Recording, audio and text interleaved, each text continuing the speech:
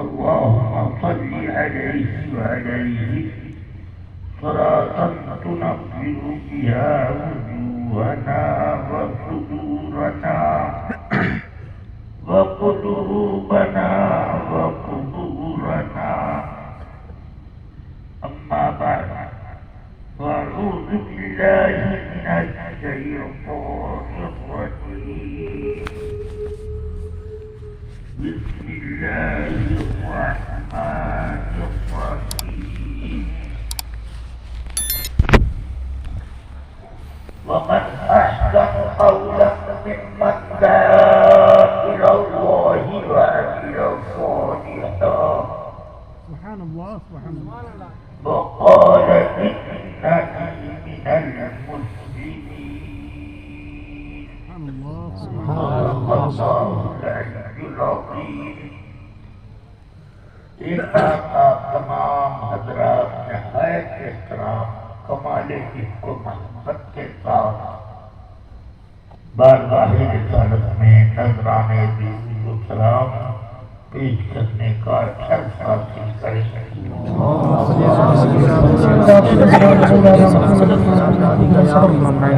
منبع العلم والحلم والحكم وعلى آله وصحبه وبارك وسلم صلاة وسلام عليك يا رسول الله.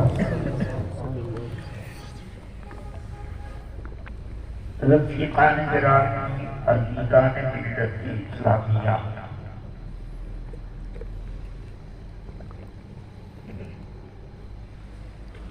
اب میں عمر کے اس مرحلے میں ہوں کہ مجھے جو بات نہیں کرنی ہے بنیت وصیت کرنی ہے. جس طرح آدمی مرض الموت میں ہوتا ہے وہ اپنے پیچھے والوں کے لیے وصیت کرتا ہے. عام لوگ وصیت کرتے ہیں تو اتنا مال اس بیٹے کو، اتنا اس بیٹی کو، اتنا اس پوتے کو، وغیرہ وغیرہ. یہ مکان اس کو، وہ دکان اس کو، اس طرح سے وصیت کرتے. میرے آقا سرور کائنات صلی اللہ علیہ وسلم جب دنیا سے رخصت ہونے والے ہوئے تو آقا کائنات نے کیا وصیت کی؟ آپ کی وصیت دین پر ثبات قدمی اور نماز قائم رکھنے. سبحان اللہ سبحان اللہ. اس سے سمجھ میں آتا ہے کہ وصیت دنیاوی جائیداد کی یہ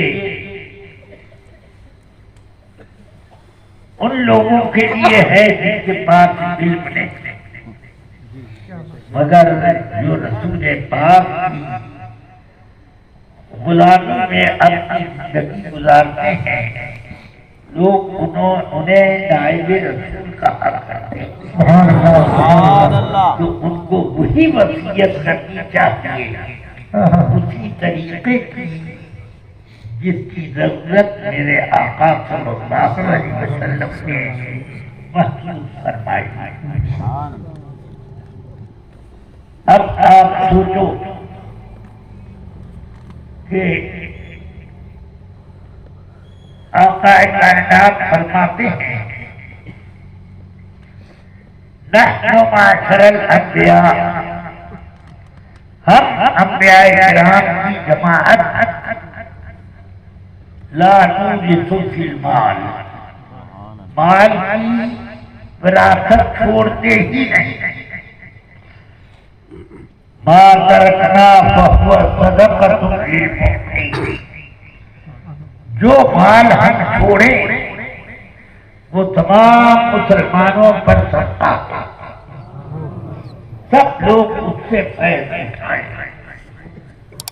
کہ امت اولاد کے حکم میں ہے، اس لیے ان کو وصیت اس مال کی ملنی چاہیے، وراثت اس مال کی ملنی چاہیے کہ نبی کی نبوت فنا نہیں ہوگی، اس لیے ان کی وراثت بھی فنا نہ ہو۔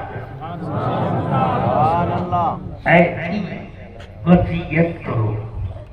تو اس لیے ہم لوگ وصیت کرتے ہیں تو اسی بات کی کہ رسول پاک نے فرمایا انما نریث فی العلم، ہم انبیاء کرام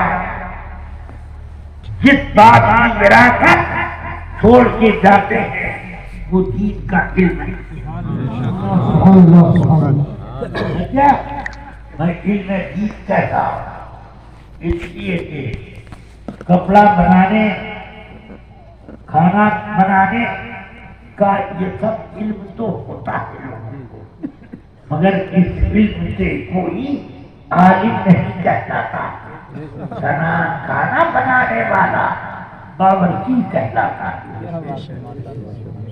میز کرسی بنانے والا بڑھئی کہلاتا ہے، سمجھ گئے؟ گھر بنانے والا راہگیر کہلاتا ہے، مزدور کہلاتا ہے، اگر علم دین بانٹنے والا علم عالم کہلاتا ہے۔ اس لیے آپ اپنے بچوں کو علم دین دیں۔ صحابہ کرام نے بارگاہ رسالت سے علم اور عمل دونوں کی دولت لے کر آتی تھی اور ایسی حاصل کی کہ اللہ نے فرمایا صحابہ کے بارے میں کل وعد اللہ،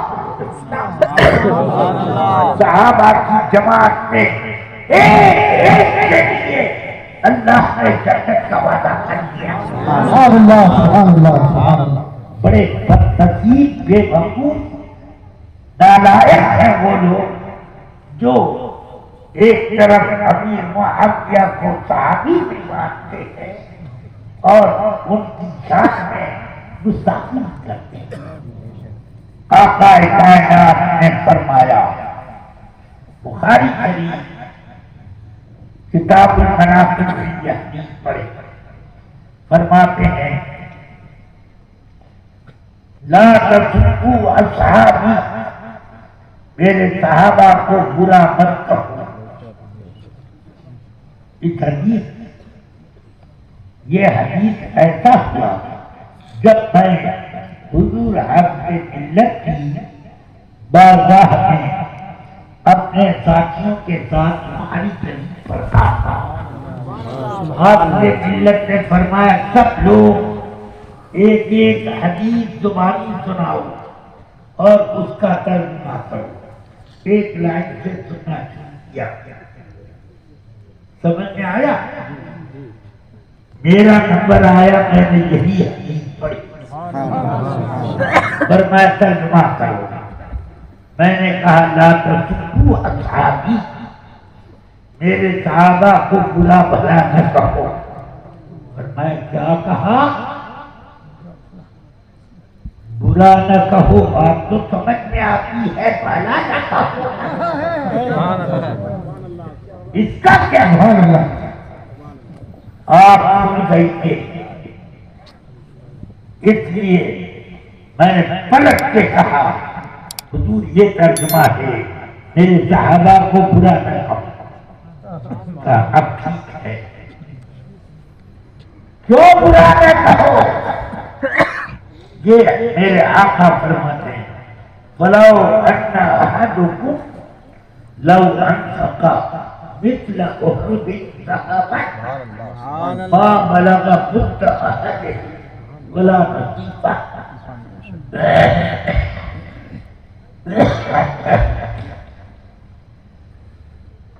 کہ اگر تم لوگ یعنی غیر صحابہ سونے کے ایک پہاڑ احد پہاڑ کے برابر سونا اللہ کی راہ میں خرچ کر دو تو میرے صحابی کے دیر بھر جاؤ، آگے دیر جاؤ کے برابر بھی نہ پہنچو۔ کیا مطلب ہے؟ صحابی کا درجہ کیا جانو؟ ان کے ہاتھ سے